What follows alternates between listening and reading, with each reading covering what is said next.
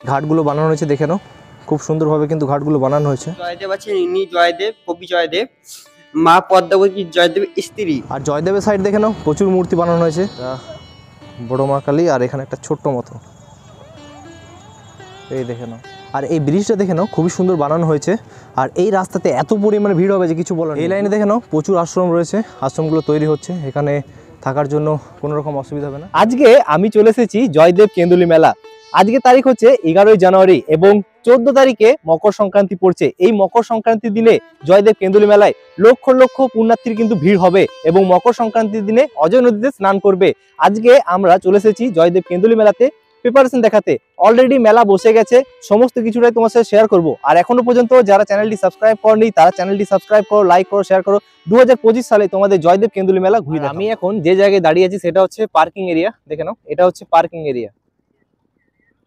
Bike parking, 4 চাকা parking, বাস parking সব কিন্তু এই জায়গাটায় হবে। দেখে নাও প্রচুর কিন্তু এরিয়া নেওয়া হয়েছে, লাইট থেকে শুরু করে ব্যারিকেড সবকিছু কিন্তু এখানে দেওয়া হয়ে গেছে।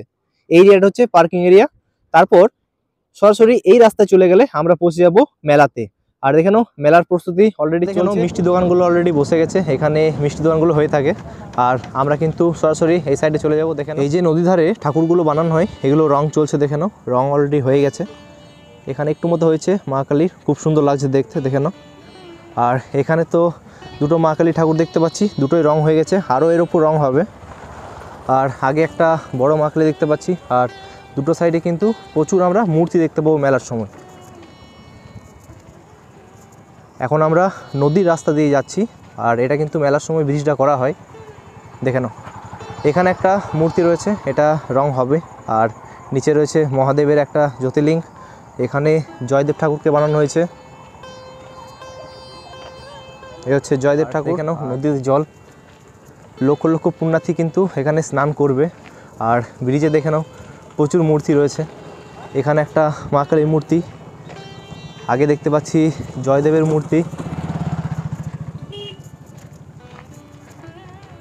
দেখে নাও এই হচ্ছে নদীর জল, অজয় নদীর।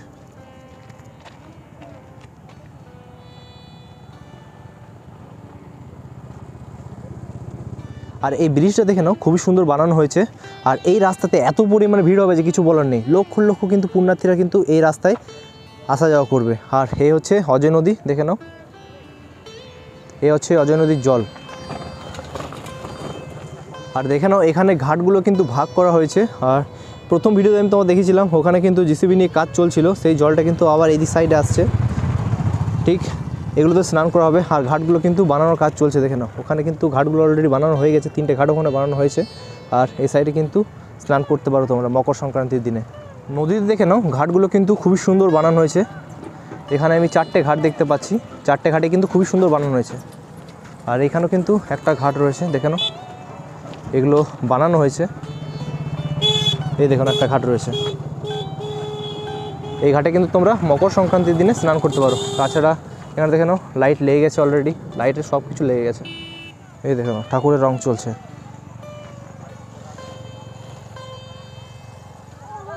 এটা বড় মা কালী, আর এখানে একটা ছোট্ট মতো। এই দেখে নাও ঘাটগুলো বানানো হয়েছে, দেখে নাও খুব সুন্দরভাবে কিন্তু ঘাটগুলো বানানো হয়েছে। আর স্নান করছে অনেকেই, দেখে নাও এখানে মকর সংক্রান্তির দিনে কিন্তু লক্ষ লক্ষ পুণ্যার্থীরা এখানে স্নান করবে অজয় নদীতে। আর এখানে অনেক ঠাকুর বানানো হচ্ছে, দেখে নাও প্রচুর ঠাকুর বানানো হচ্ছে রাস্তাগুলোতে। এই মা কালী ঠাকুর দেখে নাও,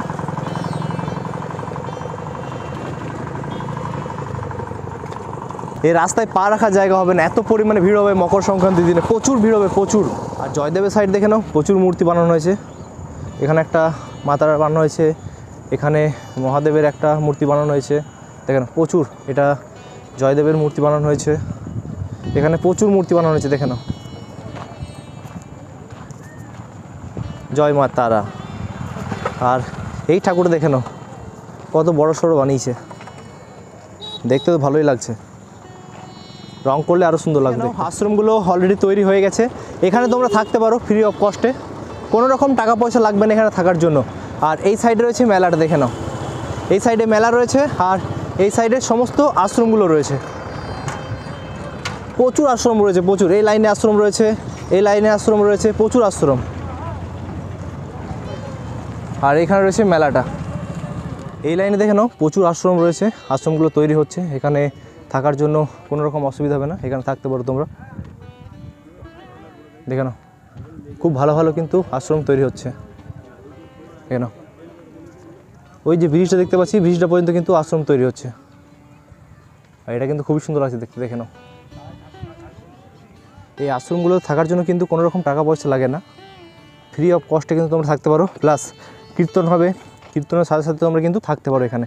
যারা জয়দেব কেন্দুলি মেলাতে আসবে তাদের জন্য কিন্তু কোনো রকম থাকার অসুবিধা হবে না। থাকার এই কারণেই অসুবিধা হবে না, 13 তারিখে অনেকে চলে আসবে রাত্রে, এই আশ্রমগুলোতে ফ্রি অফ কস্টে থাকতে পারে। তাছাড়া এখানে কীর্তন হবে, কীর্তনের সাথে সাথে এখানে তোমরা থাকতে পারো। তারপর 14 তারিখে মকর সংক্রান্তির দিনে স্নান করে বাড়ি ফিরে যেতে পারো। আর এই রাস্তা ধরে আমরা চলে যাব মন্দিরে। আর এখানে দেখে নাও প্রচুর আশ্রম এই সাইডেও রয়েছে, এই সাইডে আশ্রম আছে, এখানে আশ্রম রয়েছে, প্রচুর আশ্রম, প্রচুর মানে এত পরিমাণে আশ্রম আছে যে থাকার জন্য কোনো রকম কোনোভাবেই অসুবিধা হবে না। আর এই সাইডে রয়েছে মেলাটা, দেখে নাও নাগরদোলা থেকে শুরু করে সমস্ত কিছু ওই সাইডে রয়েছে। আর এই সাইডে আশ্রমগুলো তৈরি হচ্ছে, দেখে নাও প্রচুর আশ্রম।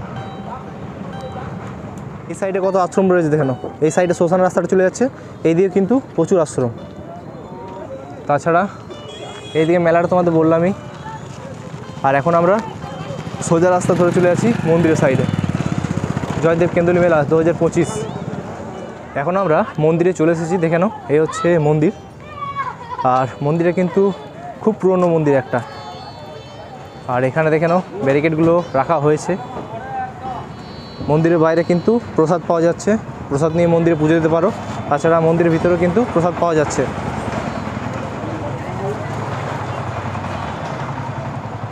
এই হচ্ছে মন্দির, দেখে নাও মন্দিরটা কিন্তু অনেক পুরনো মন্দির। আর মন্দিরের বাইরে দেখে নাও অনেক প্রসাদ পাওয়া যাচ্ছে, এখানে প্রসাদ নিয়ে তোমরা মন্দিরে পুজো দিতে পারো। দেখে নাও মন্দিরে ফটো পাওয়া যাচ্ছে, প্রসাদ পাওয়া যাচ্ছে।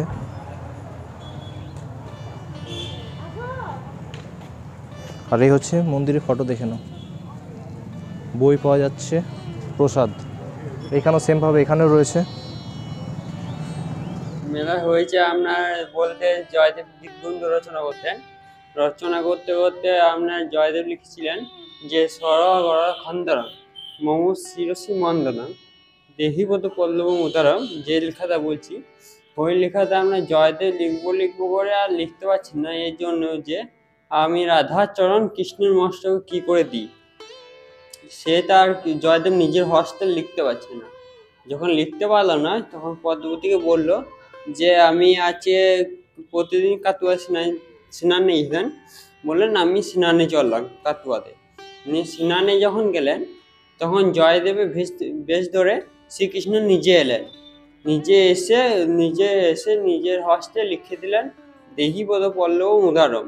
নিয়ে পদ্মবতীকে বললেন দাও কি অন্যের প্রসাদ রান্না হয়েছে সেগুলো দাও আমাকে, আমি খাবার খেয়ে শোয়ানি যাবো। তখন আমরা সেরকম ভাবে খেয়ে শোয়ানি গেলেন। তখন আসল যিনি জয়দেব তিনি আসছেন হাসতে হাসতে তাড়াতাড়ি মধ্যে বাড়ি, বলছেন পদ্মবতী বলছে কি হলো, বলছে আজকাল আমার কাতুয়ায় স্নান করতে যেতে হয়নি, আজকে অজয় গঙ্গা এসছে আমাদের মানে অজয় নদী, কাতুয়া থেকে গঙ্গা উল্টো দিকে বয়ে এসছে। তাহলে উল্টো রেখে আর বাইরে রেখে আপনি কি আমার সঙ্গে ছলনা করছেন? বলছে না ছলনা আমি করিনি, তুমি তাহলে একবার দেখে আসো ভিতরে কে আছে। পদ্মবতী ভিতরে গিয়ে যখন লিখছে কেউ নেই, মেয়ে পদ্মবতী বলছে তাহলে আপনি গীত গোবিন্দ খাতা, এবং গীত গোবিন্দ খাতা তুমি মিথ্যা কথা বলবে না, এখনই তো আপনি লিখলেন। তখন দেখছে হ্যাঁ লেখা রয়েছে। তখন জয়দেব বুঝতে পারেন যে এই লেখা আমার কৃষ্ণ ভগবান ছাড়া কেউ লিখতে পারবে না। জয়দেবের উল্টো দিকে গঙ্গা আসে আর অজয়ে, আর তখন থেকেই আমাদের মকর সংক্রান্তি মেলা। এইটা এখানে আপনার ঠাকুর বলতে এখানে জয়দেব আছেন, ইনি জয়দেব কবি জয়দেব, মা পদ্মাবতী জয়দেবের স্ত্রী। এর জয়দেবের পূজিত দেবতা রাধা বিনোদ। আর এখানে আমাদের সিপাহীদের মানে বিজ্ঞ যেটা রাধা গোবিন্দ, উনি তো এবছর নেই এখানে, কাতাবের উনি ওইখানে আছেন। আর এখানে আমাদের পুরোহিত ঠাকুর আছে প্রাণনাথ। এখানে ঠাকুরের শয়ন হয় রেতে, আবার সকাল 7টার সময় তোলা হয়েছে। পুজোর নিয়ম বলতে আপনার সকাল 7টায় ঠাকুর তোলার পর একবার নিত্য সেবা হবে, নিত্যাস হওয়ার পর সারাদিন যারা আসে তাদের পুজো দেওয়া করা হয় এবং তারপর 12টার সময় একবার অন্যের ভোগ হবে ঠাকুরের, আবার সন্ধ্যেবেলায় শীতলা আরতি হয়। মকর সংক্রান্তি 14, 15, 16 তারিখে আপনার মকর পূর্ণ স্নান, তারপরে মাঘ মাসে 1 তারিখে অনেক জন স্নান করে মকর স্নান। মন্দির থেকে আবার আমরা নদীর সাইডে যাচ্ছি, আর এগুলো বেসিক্যালি মেডিকেল ক্যাম্প, পুলিশের ক্যাম্প হয়ে থাকে। দেখে নাও এখন থেকে কিন্তু কাজ হচ্ছে, আর কাজ প্রায় কমপ্লিট হয়ে গেছে 90%। দেখে নাও ইলামবাজার পুলিশ প্রশাসন। একবার আমরা মেলার সাইডে যাচ্ছি, দেখে নাও মেলার প্রস্তুতি দেখে নাও। এগুলো বড় বড় যে হোটেলগুলো থাকে সেগুলো হবে, আর যেগুলো মেলাতে বেসিক্যালি বিক্রি হয় সেগুলো কিন্তু এই স্টল হবে। দেখে নাও, আর আগে রয়েছে নাগরদোল্লা, আগে রয়েছে এই সাইডে রয়েছে যে সমস্ত রাইডসগুলো থাকে, এখানে জাম্পিং রয়েছে দেখে নাও, আর এখানে নাগরদোল্লাগুলো তৈরি হচ্ছে দেখে নাও। এখানে সমস্ত কিছু যেসব রাইডসগুলো থাকে সমস্ত কিছু এই জায়গায় বসবে, এই এরিয়াতে দেখে নাও। জয়দেব কেন্দুলি মেলার প্রিপারেশন তোমাদের দেখালাম। আজকে তারিখ হচ্ছে 11 জানুয়ারি এবং 14 তারিখে মকর সংক্রান্তি, এবং কারা কারা এই জয়দেব কেন্দুলি মেলা আসবে মকর সংক্রান্তির দিনে পূর্ণ স্নানের জন্য অতি অবশ্যই আমাকে কমেন্ট করে জানিও।